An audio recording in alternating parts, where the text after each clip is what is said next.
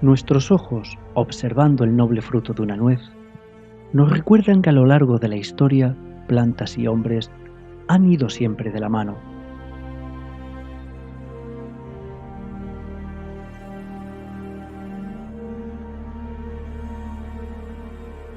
En la prehistoria se utilizaron las plantas y otros elementos naturales para curar enfermedades, como también para generar el elemento más importante y vital, el fuego.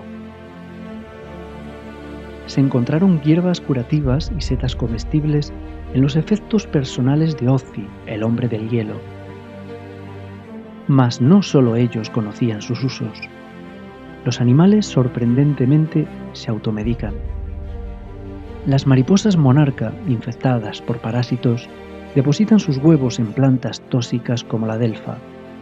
Como si de una medicina vegetal se tratara, lo dan a sus crías permitiéndoles vivir.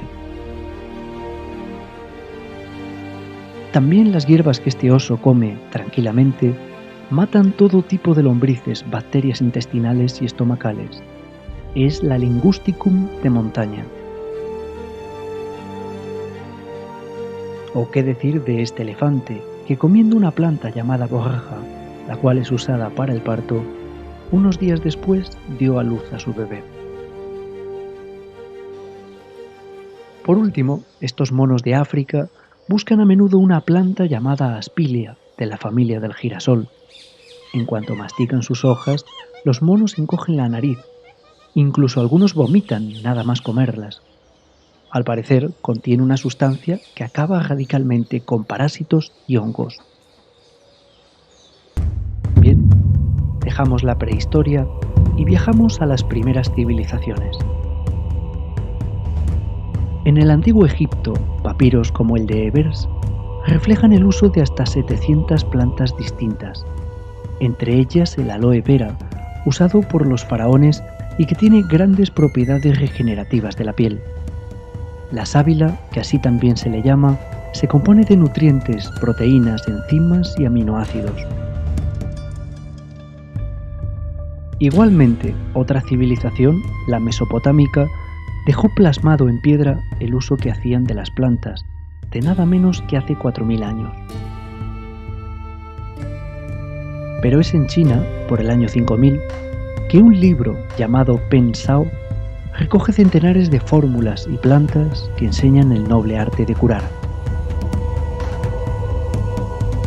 Mas en la India es el Suruta Samhita quien describe nada menos que 700 plantas medicinales.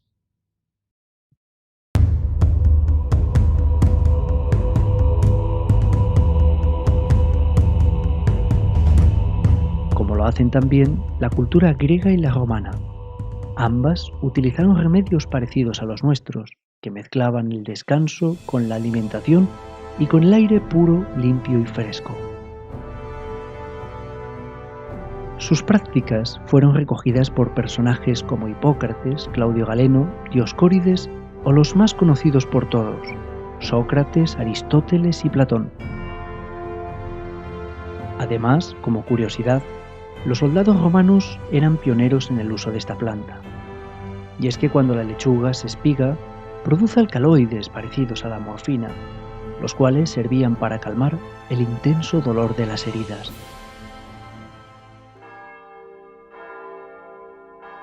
Llegamos a la Edad Media, y escritos clásicos de medicina y ciencia quedan en manos de monjes y monasterios. Sus jardines acogen plantas que usan para sus diversos tratamientos. Sin embargo, el medievo fue también una época oscura, y es que el conocimiento se confundió con la herejía. Aún así, personajes como Carlomagno contribuyeron a impulsar el noble arte de la medicina popular,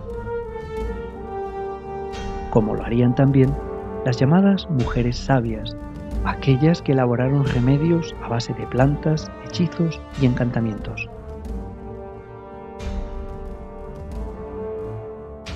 Mientras Europa se sumía en la Edad Media, de manos de persas y árabes surgían las escuelas de medicina y alquimia, fundadas en Bagdad por allá en el siglo IX.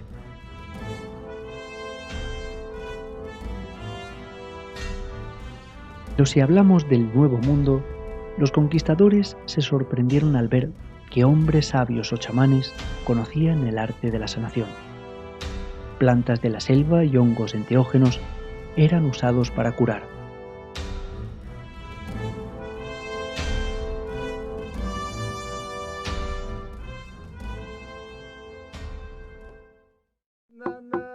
Algunas de esas plantas traídas de América fueron el cacao, que además de nutritivo, levanta el ánimo del espíritu, como también la vainilla, que además de tranquilizante, es también antioxidante.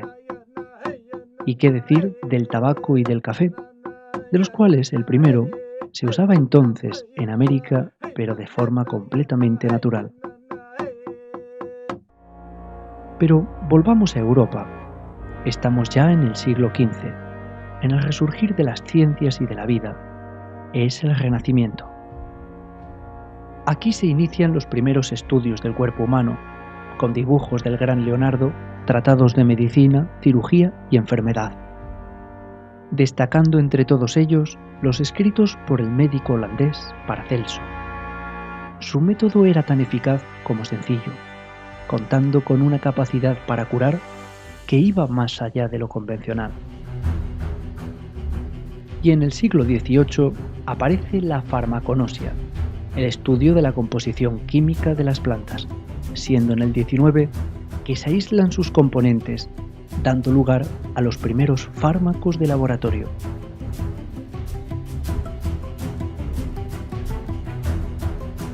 Veamos ahora algunas plantas y las utilidades de cada una.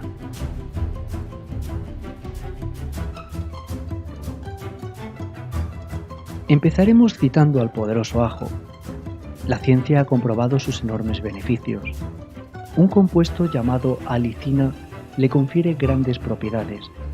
Esta viaja rápidamente por la sangre, mejora la fluidez, reduce los niveles de colesterol y estimula el sistema inmunológico. Además, la tensión arterial se beneficia. Un estudio demostró cómo el extracto de ajo era tan eficaz como el medicamento atenolol.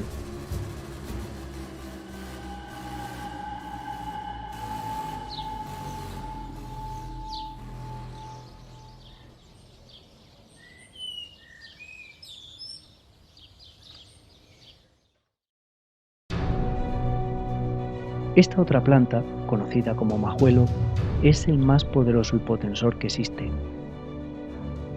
Actúa sobre el sistema nervioso, evitando trastornos de ansiedad y nerviosismo.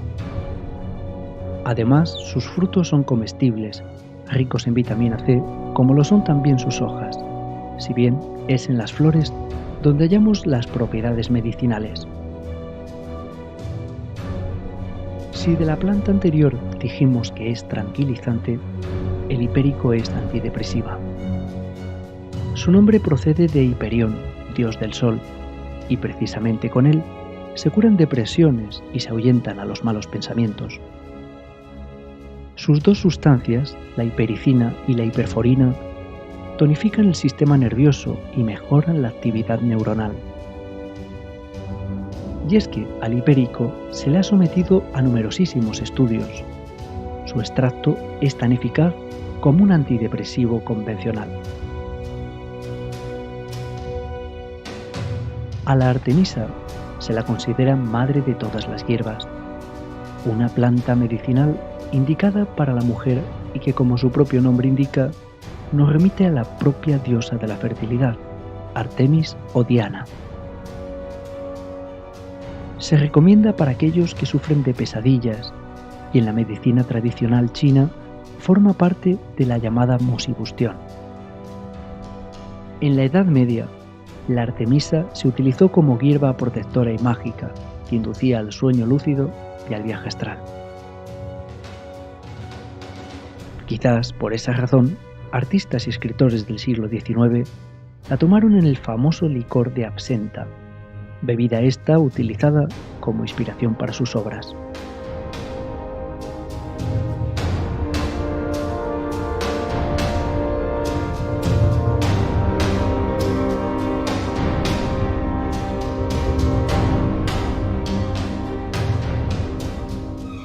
Para los druidas celtas, no había planta más sagrada que esta. El muérdago debía ser cortado con hoz de oro y siempre en luna nueva. Se dice de él que es un antídoto para los venenos, y es que la tradición cuenta que tener una rama en Navidad nos traerá la buena suerte. El muérdago, además, es el símbolo de la luz, permitiendo, según dicen, explorar las sombrías cavernas de los infiernos sin peligro de perder el alma en ellos.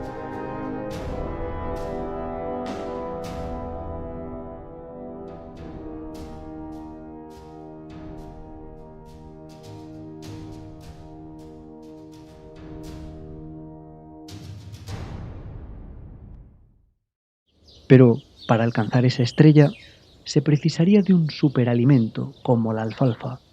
Sus raíces, de más de 4 metros, le confieren gran cantidad de vitaminas, minerales y proteínas. Por eso resulta ideal para enfermedades como debilidad y cansancio. Casualidad que también la ortiga dispone de esos nutrientes, ideales para la sangre como también para las alteraciones de la piel, sirviendo incluso como excelente verdura comestible. Mas si el problema es de artritis, falta de minerales o huesos doloridos, la mejor planta es la cola de caballo. Remineralizante y diurética, puede usarse para cortes y hemorragias por su increíble capacidad de cicatrización. Este otro árbol es el símbolo de la eterna juventud. Y es que para los chinos, el pino siempre fue el árbol de la larga vida. Se consagró a la diosa más salvaje y primigenia, la gran diosa Cibeles. Su propiedad balsámica sirve para aliviar problemas respiratorios, congestivos y gripales, pudiéndose disfrutar en baño perfumado que nos llenará de energía y vigor. Y vigor nos dará también el más preciado tesoro de nuestros bosques, el níscalo con su característico color anaranjado y de excelente sabor, o la mortal Amanita phalloides, con la que habremos de tener especial cuidado.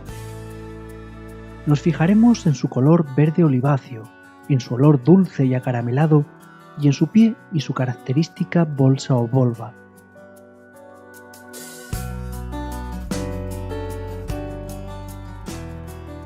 En cambio, la macrolepiota es una excelente seta comestible. Observaremos que su pequeño anillo puede moverse y deslizarse a lo largo de su precioso tronco.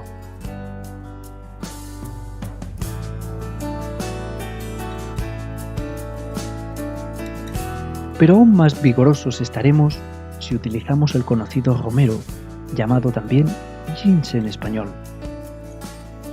Eficaz estimulador del hígado, desintoxica el cuerpo y es un remedio poderoso para el cansancio y la fatiga.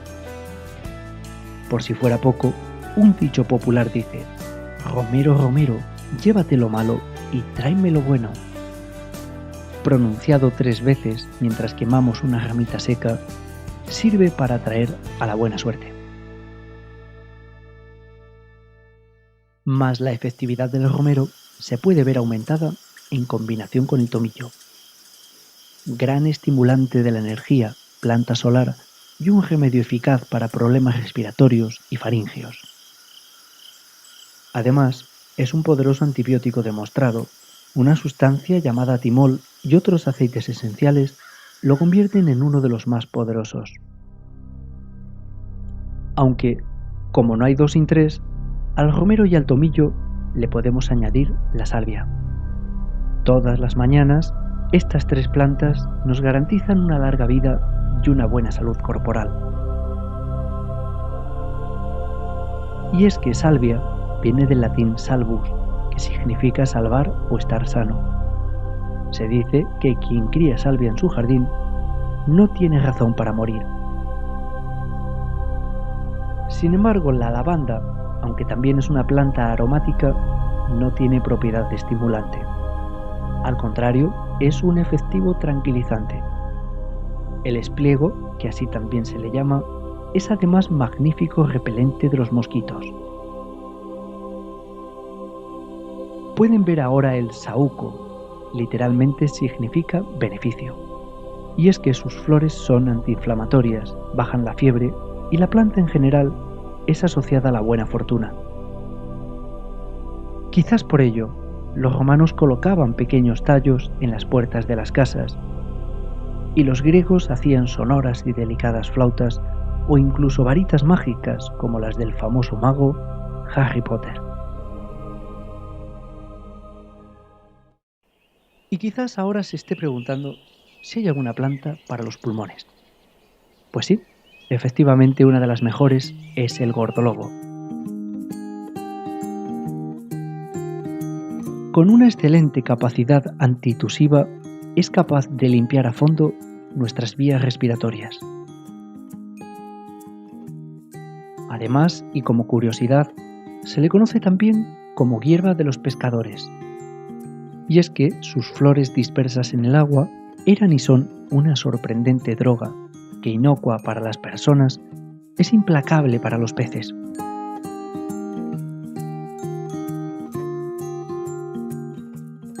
Igualmente saludable es el escaramujo. Su contenido en vitamina C es superior al de la naranja, convirtiéndose en un maravilloso reparador si es que estamos constipados. Para tal fin, un jarabe con sus frutos o una simple infusión es la mejor forma de utilizarlo.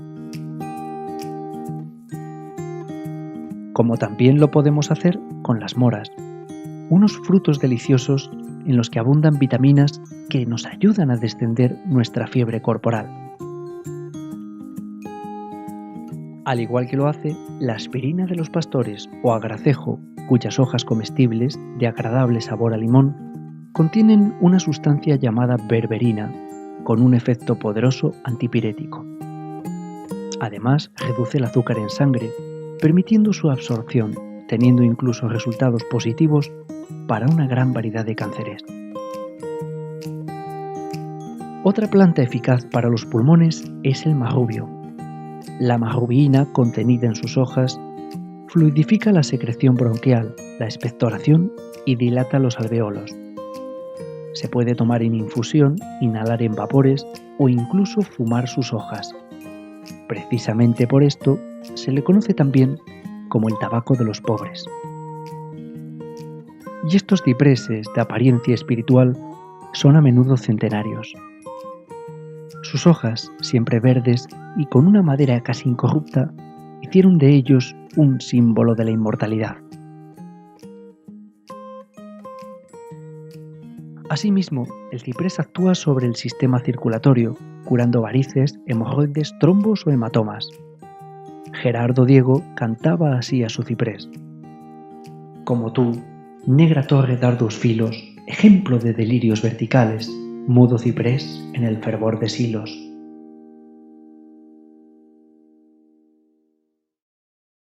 Una planta muy hermosa, consagrada a Venus Afrodita, coronaba el peinado de las novias, y es que se trata de la gran diosa del amor. En lo medicinal, sus hojas, tras ser machacadas, exhalan un fuerte aroma y un aceite esencial que regula la función del tiroides y de los ovarios. De igual manera, sus bayas son muy usadas como saborizante de numerosas bebidas alcohólicas. Aunque para plantas dedicadas a la Virgen Afrodita, esta es una de las más bonitas.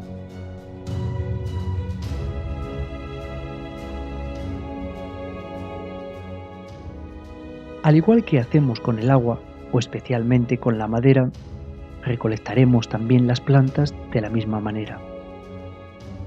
Las recogemos en lugares que no hayan sido contaminados, evitando zonas de pesticidas o venenos, carreteras, fábricas o incluso ciertos campos de cultivo. Además, iremos provistos de una bolsa de tela, una cesta o unas tijeras para cortar solo una parte de la planta. Después, al llegar a casa, las extendemos para que se sequen, en lugar cálido, pero nunca permitiendo que se expongan directamente al sol. Cuando al tocar flores y hojas ya secas se deshacen en la mano, es el momento de guardarlas. En frascos de cristal ponemos una etiqueta con el nombre de la planta, la fecha de recolección y las guardamos en lugar oscuro, renovándolas a ser posible cada año.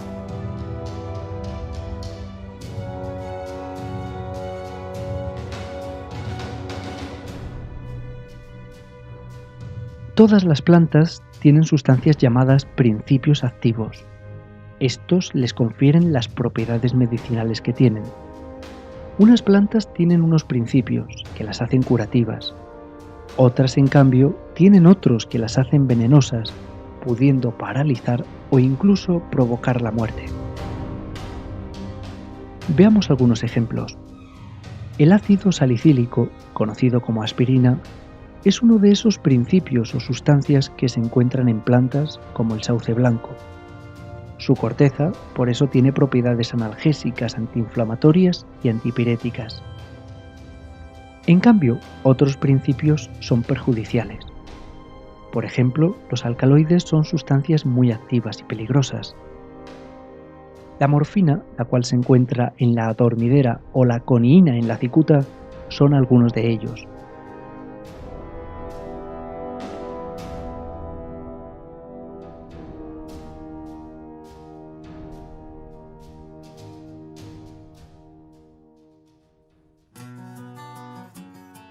Como grandes antibióticos se encuentran el ajo crudo, el romero y el tomillo, como ya dijimos.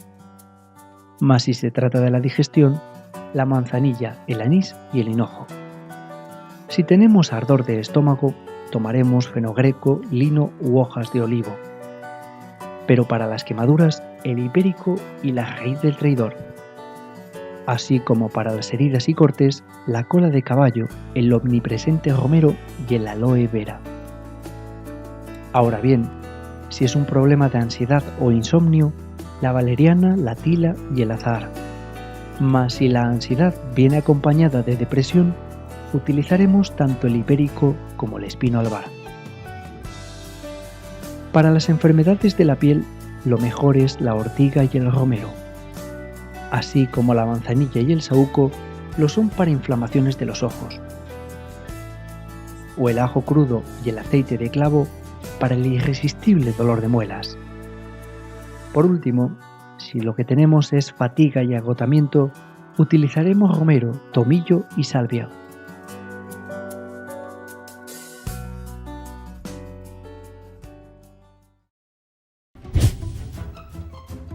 Sin embargo, no todas las plantas son beneficiosas. Hablamos ahora de las venenosas.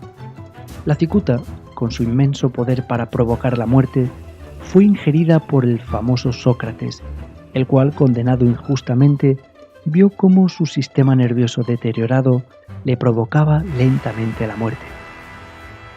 Sin embargo, componentes de la cicuta se usan hoy en la industria farmacéutica, ya que precisamente sirven para combatir el cáncer. Tenemos también el estramonio, planta que provoca alucinaciones. Muy venenosa, realizaban con ella el ungüento de las brujas, el cual, untado en las axilas, muñecas y otras partes, las hacían salir volar por los aires. Como curiosidad, decir que sus pequeñas semillas podrían servir para cazar ratones si las introdujéramos en un pequeño trozo de queso.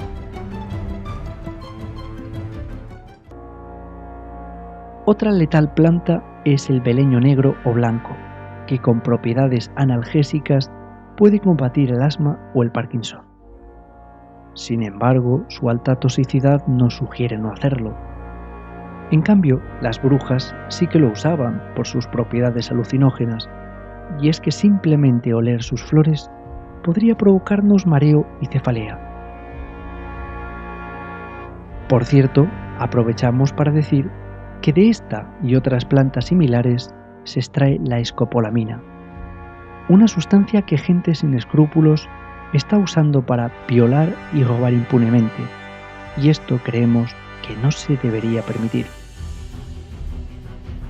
Pero sigamos.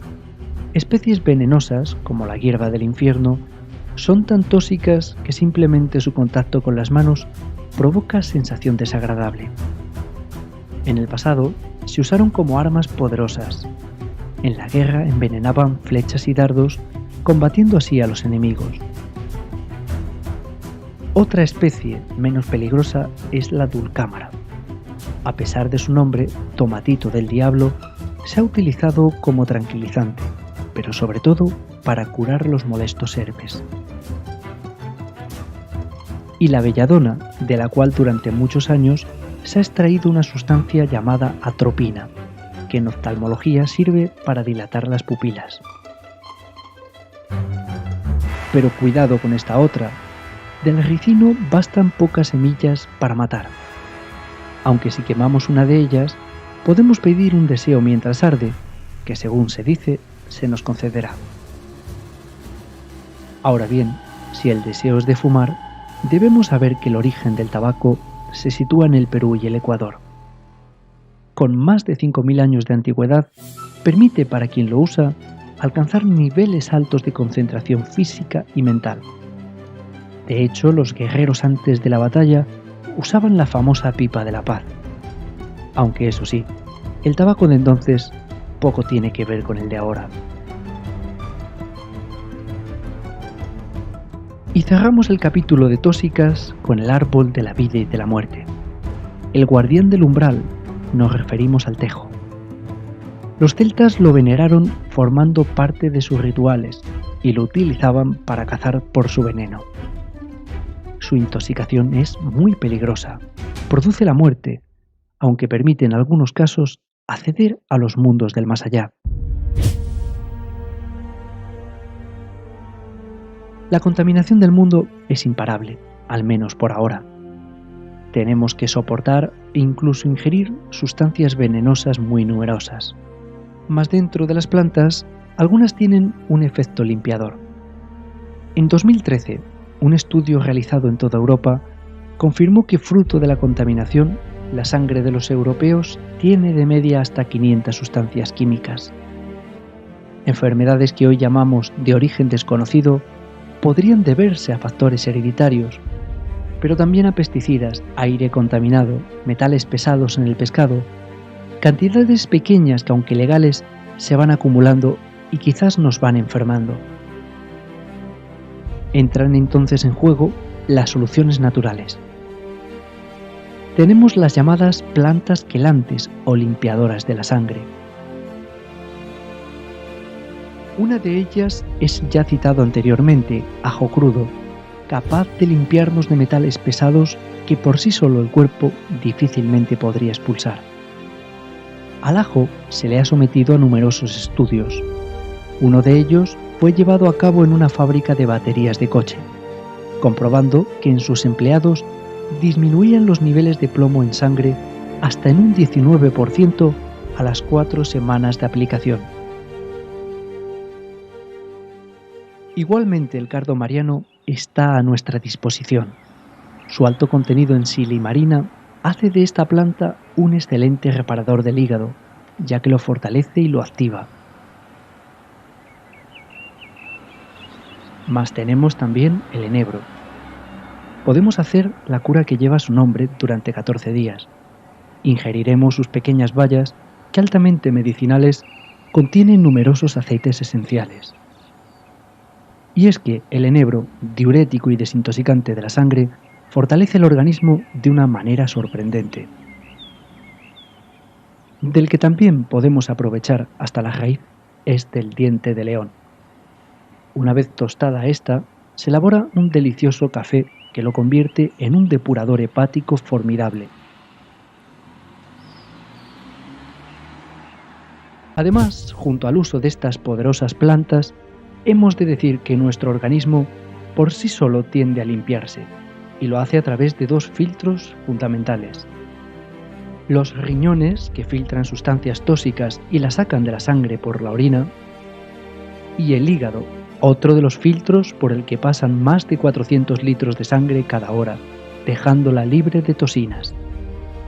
Si estos dos órganos funcionan, estaremos sanos, pero si la acumulación de sustancias contaminantes es excesiva, la depuración natural del cuerpo no es posible y la entrada masiva de tóxicos podría producir la enfermedad. Por eso, la desintoxicación de nuestro cuerpo, utilizando no solo plantas, sino también técnicas como la limpieza del hígado y la vesícula, podrían liberarnos de la enfermedad, o simplemente restaurar de nuevo nuestra vitalidad.